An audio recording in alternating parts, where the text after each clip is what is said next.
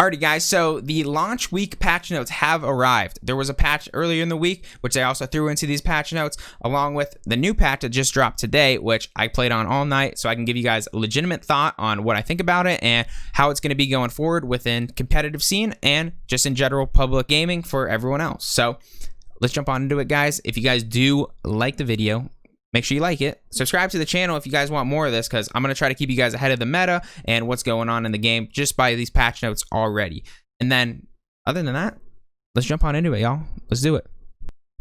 Alrighty, guys. So, launch week patch notes. As we know already, there was an MP5 nerf, and it is in these patch notes because I have looked through them already. So, that is something that happened earlier in the week, and I am very happy about it, guys. So, stoked on that. But the thing that's great about this patch note coming out right now is it's showing us how much they actually care about their game and how important this game is to them, because usually Call of Duty doesn't patch for like a month, and it pretty much ruins the game for most people because there's usually 1 to 2 guns that are just absolutely tearing apart the game, and there was 1 to 2 guns tearing apart the game and they fixed it. So I'm very happy about that. We'll jump into the weapon balancing a little bit more, but first big thing that happened is Nuketown is being released on Tuesday from what I've been told. I'm super excited about Tuesday, and I think everyone knows that Nuketown is just like a classic Black Ops map. Everyone has some kind of memory on it if you have played Call of Duty before, and it's probably the best small map they've ever made because there's actually environment in it.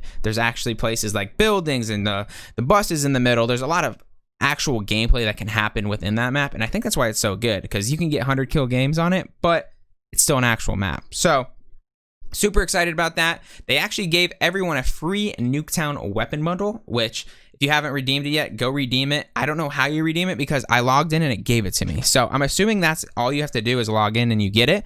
But it comes with this shotgun, which I'm actually dropping a gameplay video for later, and it's actually super good, guys. It's actually OP with just the stuff they put on it. It's a Hauer 77, but with the beautiful skin that it gives, which is right there in front of you. It's super cool in game as well, and I actually want to give Treyarch a shout out. Your skins are just unbelievable compared to Modern Warfare, because I'm a Infinity Ward fanboy and they have just gone downhill with their skins. So even in Warzone, this skin is probably one of the best skins they've put in the game. It looks awesome. So, and it really gives those Nuketown vibes. So I'm really enjoying that, and I think it's really cool. Go get it, guys. It's definitely worth getting.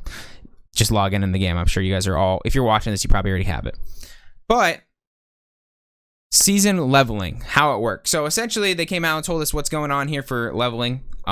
As you guys know right now, it maxes out level 100, and I'm at like level 79 or something already. So it's been pretty quick. It's not too crazy of a grind, but it looks like every season you're going to be getting 1,000 season levels to complete, which I wonder how long seasons are is my first question. Like, is that going to be like something to get 1,000 score? You're going to have to like grind every single day, like trying to get it, or it's going to be like you're casually going to get it. So we'll see how long seasons last and all that. Usually they're typically like 2-3 months when you go to Warzone time. So I wonder how that's going to be.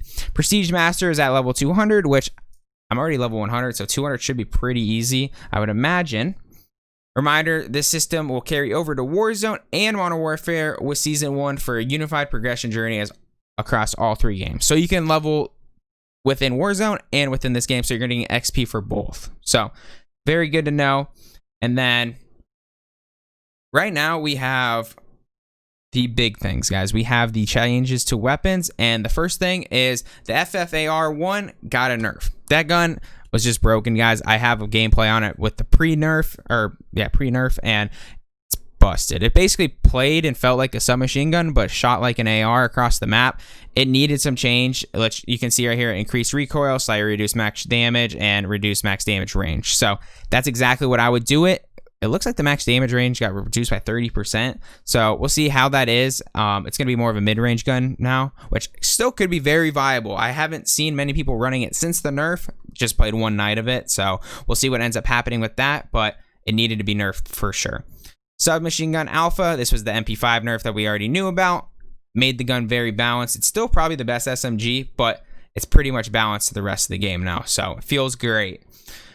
We have the tactical rifle nerf. So we have a bunch of M16 nerfs here, and then tactical rifle Charlie, which is the AUG. and then the Type 63 DMR. So it looks like they actually buffed these two, the single shotguns, but they nerfed the 2 3-burst guns, which, thank goodness, guys. Who else is sick of getting killed across the map by a 3-burst? So the main thing they changed was the max damage range on both of these guns. They reduced it. I was playing all night, and they still are strong weapons. I'm telling you, you can still get 1 shot at a medium range, and you still get 2 shot across the map. But you're not getting 1 shot across the map anymore, which is absolutely phenomenal because that was getting real old real quick. So good changes there. Looks like they changed the light machine gun, the M60, classic Black Ops weapon. If you guys have played since the original Black Ops, the M60 has always been kind of a fun gun.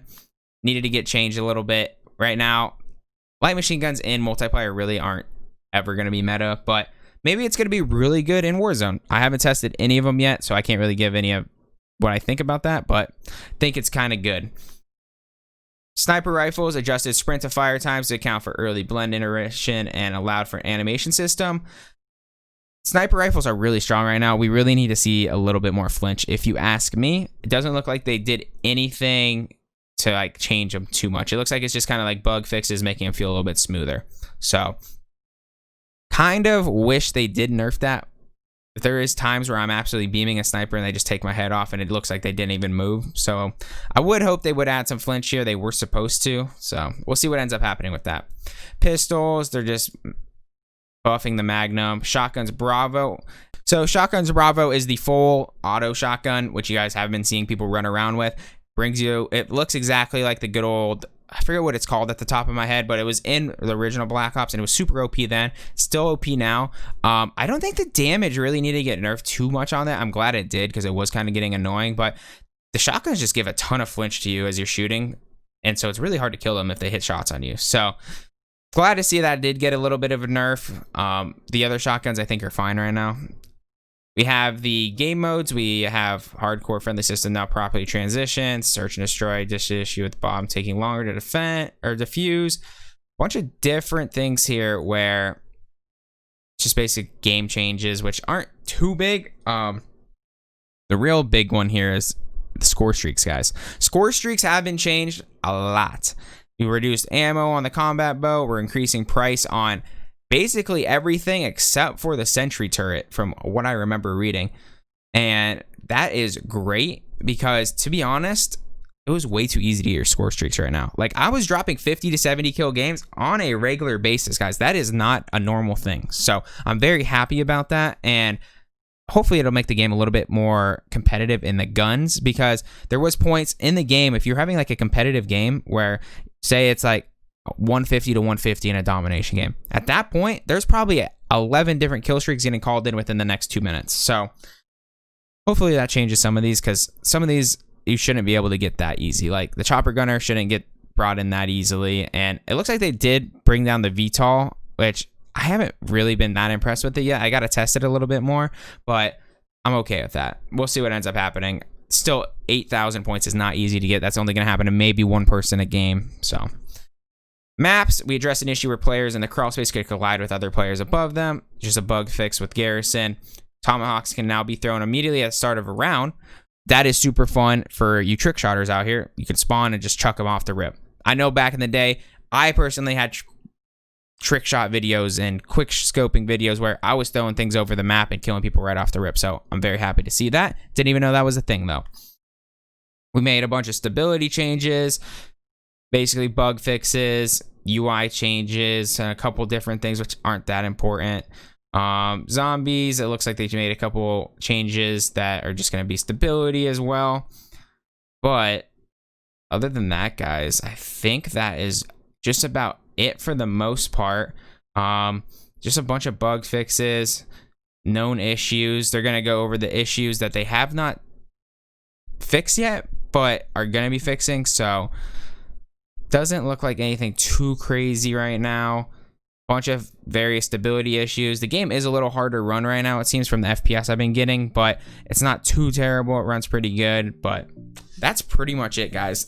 I pretty much wanted to just read about the multiplayer, and I'm very happy about the score streak changes and the nerfs to the weapons. I think they have absolutely killed it on this one, and I hope you guys feel the same, because I think this kind of puts the game in a spot where there's probably like 7 to 10 weapons that are super viable for competitive Call of Duty. And for me, that makes it to where if you're on a certain map, there's certain situations where you're going to see different guns. It's not going to be the same people running around with the same guns every single map. And I'm really excited for that, for the faith of Call of Duty competitively, because let's be honest, the CDL, they needed some help. And if they're going to bring this, there's actually a chance that it could be super fun to watch and bring it back to its glory days. So I appreciate y'all for hanging out. Have a wonderful rest of your day, and I'll catch you guys next time. Peace out.